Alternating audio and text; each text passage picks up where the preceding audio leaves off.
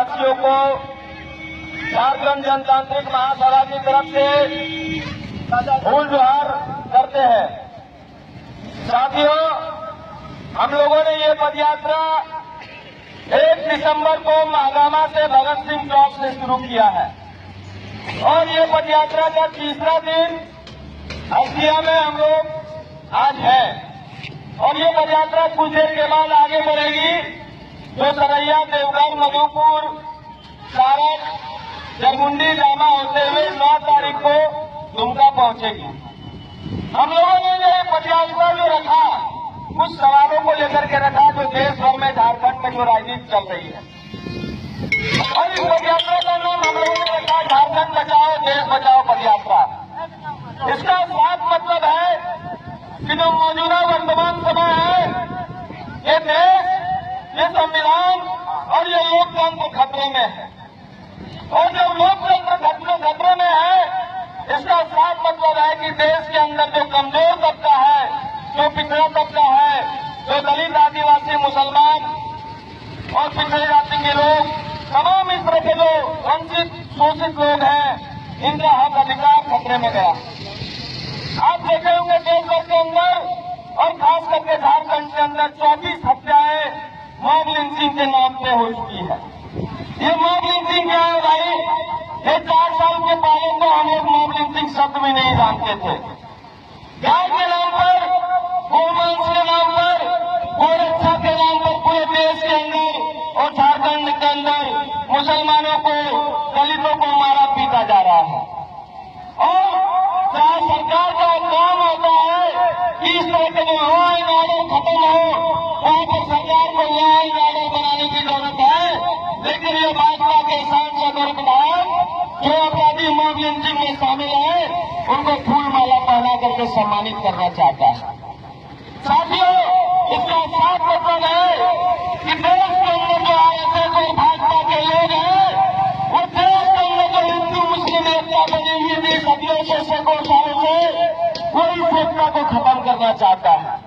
हमारे समाज को तोड़ना चाहता है गाय के नाम पर, गोमांस के नाम पर और इसलिए हम लोगों ने ये पदयात्रा और इस पदयात्रा के माध्यम से ये कहना चाहते हैं कि देश के अंदर और झारखंड राज्य के अंदर मॉब लिंचिंग तुरंत बंद होना चाहिए और जो अपराधी मॉब लिंचिंग में शामिल है उन्हें कड़ी से कड़ी सजा मिलना चाहिए। साथियों, पूरे झारखंड के अंदर आप देखे होंगे आदिवासियों का, मूलवासियों का जमीन लूटा जा रहा है और ये जमीन किस नाम पर लूटा जा रहा है? किसान के नाम पर।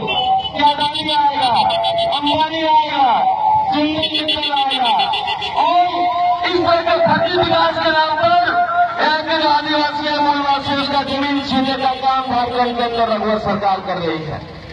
पिछले साल जो हमारे जमीन अधिग्रहण कानून 2013 था, उसमें संशोधन किया है और ये संशोधन क्या है कि पहले जब कंपनी आती थी तो ग्राम सभा की मंजूरी की जरूरत होती थी कि आप अपना जमीन देना चाहते हैं या नहीं देना चाहते हैं।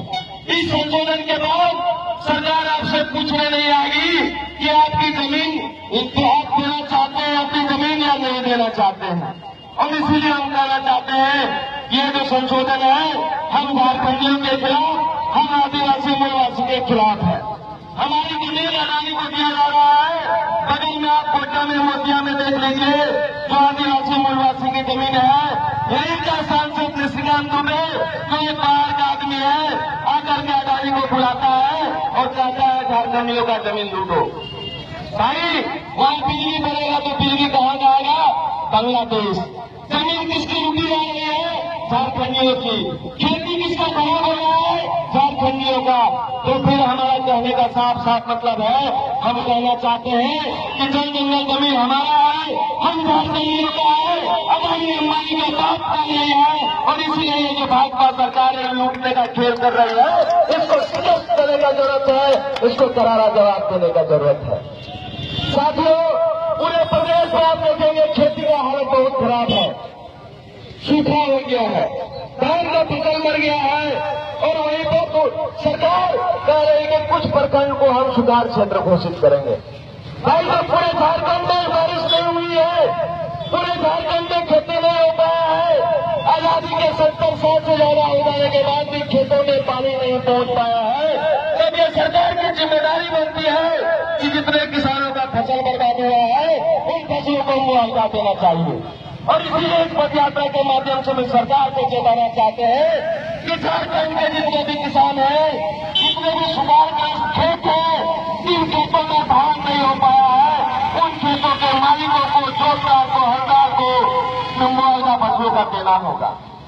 2001 में कमेटी का एक रिपोर्ट आया इसी कार्यक्रम के अंदर, और वो कमेटी का रिपोर्ट कहता है कि शिक्षा में और नौकरी में जो झारखंड का SC, ST, BC, OBC है, यानी कि दलित, आदिवासी, पिछड़ी जातियां, अत्यंत पिछड़ी जातियां, इनका नौकरियों में और शिक्षा में 73% रिजर्वेशन होना चाहिए।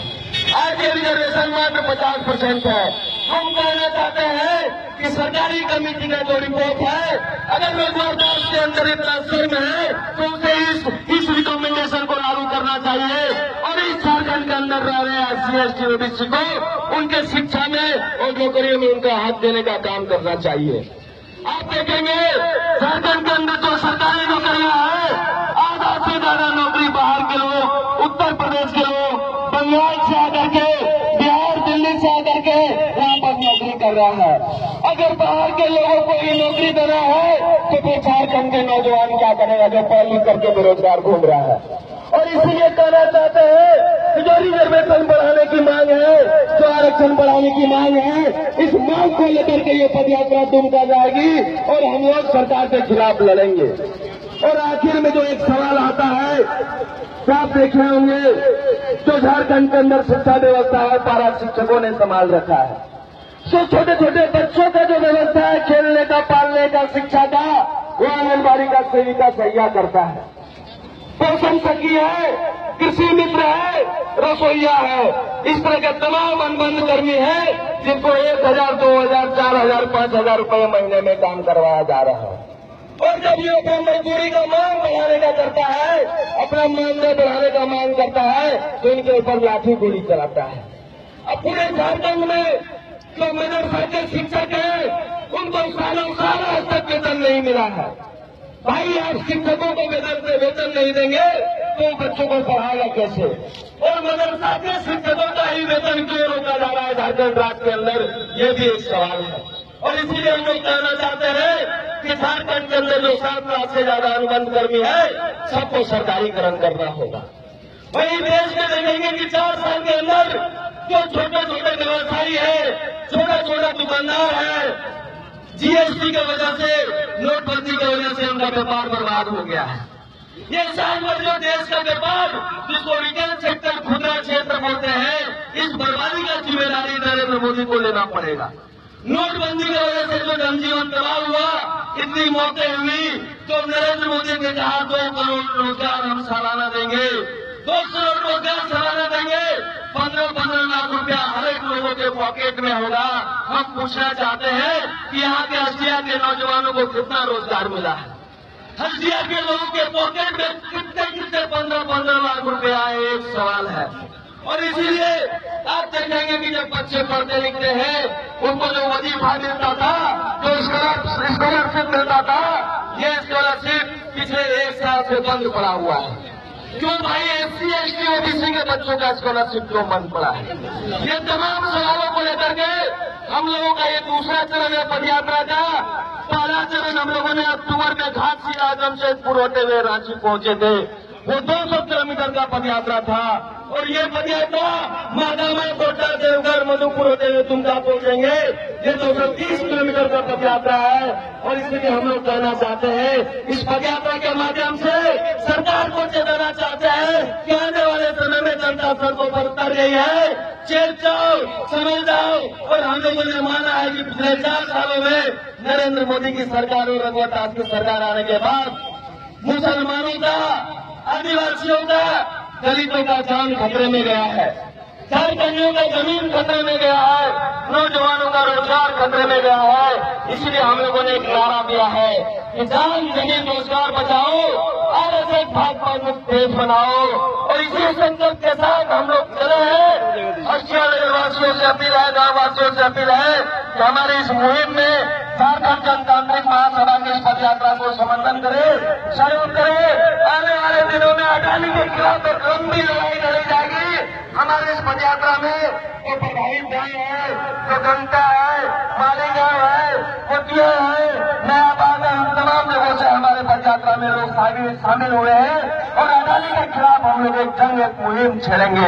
इन्हीं सारे सवालों के साथ हमें आपके तरफ से, तमाम नगरवासियों की तरफ से सरकार को चेताने का काम कर रहे हैं, सरकार को होश दिलाने का काम कर रहे हैं कि समझ जाओ आने वाला दिन नौजवानों का है। शुक्रिया। इनकलाब जिंदाबाद, उल गुलाम जिंदाबाद।